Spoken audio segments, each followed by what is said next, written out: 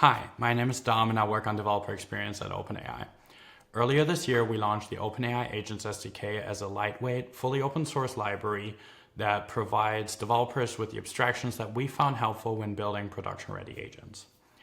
Our Agents SDK provides the necessary abstractions for you to break your use case into multiple agents that can then hand off to each other, trigger tools when necessary, leverage guardrails to apply policies both on the agent input and output, and use built-in tracing to monitor your agents. You can also use the Agents SDK with any OpenAI models or third-party models. However, as models become smarter, agents work on increasingly more complex and longer tasks, and with it comes an increased set of challenges to build reliable agents. Like what happens when a network connection drops during a long-running research task, or an external API call fails, or your own infrastructure has a momentary glitch. In a traditional setup, the agent's entire process could be lost. You'd have to build complex recovery logic or restart from scratch, wasting time, compute, and money, all while creating an unreliable user experience. That's why we work with Temporal on providing a direct integration between the OpenAI Agents SDK and Temporal to build durable agent workflows. Temporal is a powerful MIT-licensed open source platform that brings durability and resilience to your AI agents.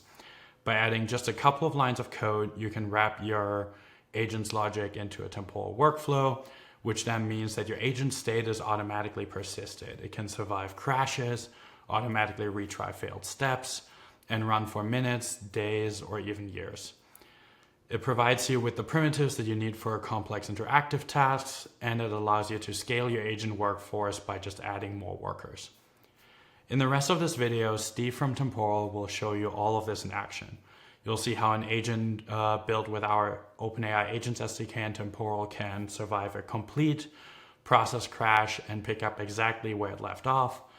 How it allows you to fix bugs in your tool's life without having to restart an entire job, and even how to interact with humans over long periods of time. With that, over to you, Steve. The OpenAI Agents SDK makes it really simple to code and run AI agents. Let's look at the Hello World example that OpenAI themselves provide in their repo. It's just a few lines of Python, define an agent, and then call runner.run on it. And if I do run it, I'm going to get a haiku back. Perfect. Now this same logic inside a temporal workflow looks like this. It's the same simple code as before, but I've introduced a couple of decorators defining it as a workflow and something that's runnable. And if I run this code, first by having a worker running, and secondly by running the workflow itself, you'll see that I got a haiku back, just like the sample. And if I check my execution here in Temporal's UI, you can see a workflow ran with one activity, invoke model activity, which was the Agents SDK getting me my haiku, and then we finished. Awesome. The logic stays exactly the same, but because it's a temporal workflow, it's going to survive crashes, it's going to support retries, it's going to scale, and it'll be interactive, and I'm going to show you all of this in this video today. And I know, a simple Hello World example might need this level of durability, but let's look at OpenAI's deep research sample instead. Just like the real ChatGPT deep research, this Agents SDK sample takes research logic, crawls the web in parallel, and will generate a final report for you based on any topic that you want. So let's run that. Tell me about marsupials. And you can see it's going to perform 10 searches about marsupials. But what happens if the agent crashes halfway through? What happens if the web search it's running or an LLM call it's making fails?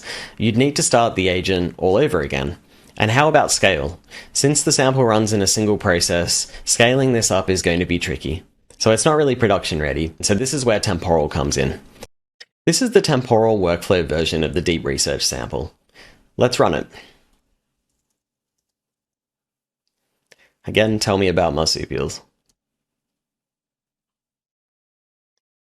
I can see the workflow executing in real time. Each research step is a separate event that's running in parallel. These are called activities. And if anything goes wrong, I know exactly where and exactly why, because I can see all the detail behind these calls. Looks like it's done. The workflow completed. I got my result back here on the terminal. If I go to OpenAI's trace site, you can see that it has traces, there are logs with responses and completions, so all the data is preserved even though it's running inside a temporal workflow. Temporal applications can survive process crashes and infrastructure downtime.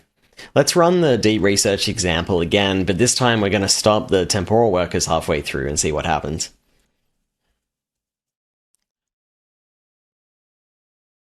And it looks like it's running. Let's stop the worker. Okay. Looking at the workflow's progress in the UI, you can see the search activities go orange. And Temporal is automatically retrying those steps. It's waiting for a worker to become available. And even though I've stopped the workflow isn't lost and it hasn't failed. The workflow is still in existence. It's still alive. It still has a chance of being completed. And as soon as I bring the worker back online, they pick up those pending tasks, and the workflow is going to continue execution where it left off.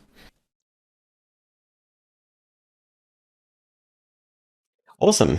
Now, this is especially useful at scale because temporal users can often run entire fleets of workers across multiple availability zones or regions. And if one zone or region goes down, or even a Kubernetes cluster, others are going to keep the workflows running. Others are going to pick up the slack, and those workflows are going to continue. The same is true if I encounter a network issue between my app and any of the downstream APIs, for example, the web crawling. And to simulate this, I'm going to temporarily cut network access so the research agent can't finish its job. Back to marsupials, check on the workflow, and quickly I'm going to get rid of that internet access. And you should see that these activities struggle without the ability to crawl the web. You can see the UI shows activity retries, this time triggered by timeouts, and this is because I blocked its ability to crawl the web. My activities are configured with a 1-minute timeout, and Temporal is going to automatically retry with an exponential backoff until it gets a response. Let's restore the internet connection.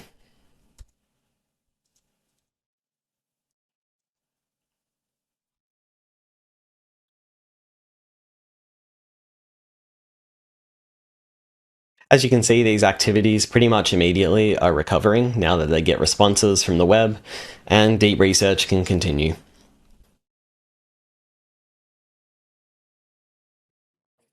Alright, and we're done. The workflow picked up as if nothing ever happened. Before I continue with the next workflow runs, I'm going to start a few more workers to handle that load.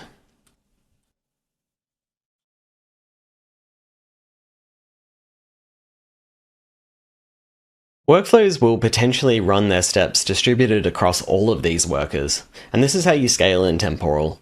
You simply spin up more workers as needed to handle thousands, if not millions, of distributed executions simultaneously. I'm going to show you a more complex example of an agent using OpenAI's Agents SDK. The OpenAI Cookbook includes a more advanced multi-agent research example inspired by the real ChatGPT deep research feature. And so like the earlier deep research sample, it starts with a research topic, but this version is smarter. It generates clarifying questions about a topic to better understand what the user is asking. And then this is used to create an enriched, higher quality research prompt. And finally, the workflow is actually going to generate a PDF report, just like the real deep research does. I wanted to implement this same interactive deep research pattern using Temporal.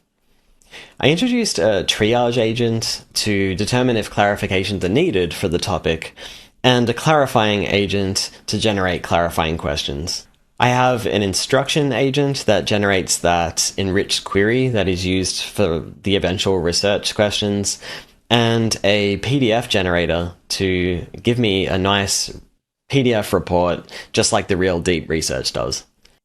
So how do we make this temporal workflow interactive so that users can answer those clarifying questions before the research begins? For this, I used Temporal's primitive workflow update. Workflow update is one of the ways you can interact with the temporal workflow. The clarifying agent here generates questions and it waits for user input.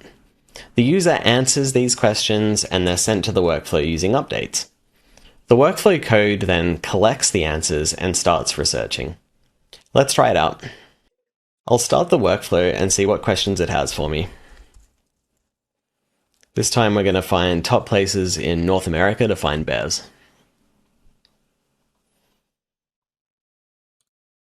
Okay, this is my running execution. Now, technically the workflow could wait forever in this state, but I better get on with answering these questions. In the wild or wildlife parks? In the wild. Seems dangerous.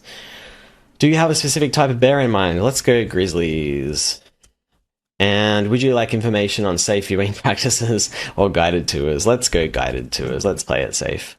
Fantastic. And so the research begins. And on the right here, you can see that each time I provided a clarification, that came in as a workflow update. And now we've moved forward with the research.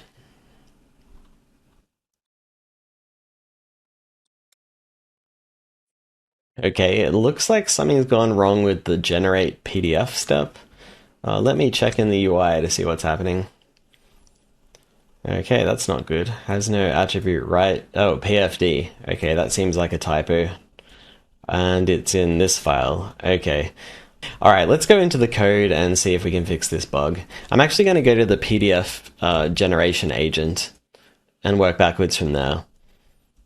And so this is a temporal activities tool. So the new PDF generator agent here is going to call the generate PDF tool. And if I scroll down to this, I should see, what was it, PFD. There you go, write PFD. That seems like a typo. And so what I'm going to do is write PDF, save it, and then restart my workers. And with any luck, we shall have rescued the workflow execution. In fact, I can already see here that it's green.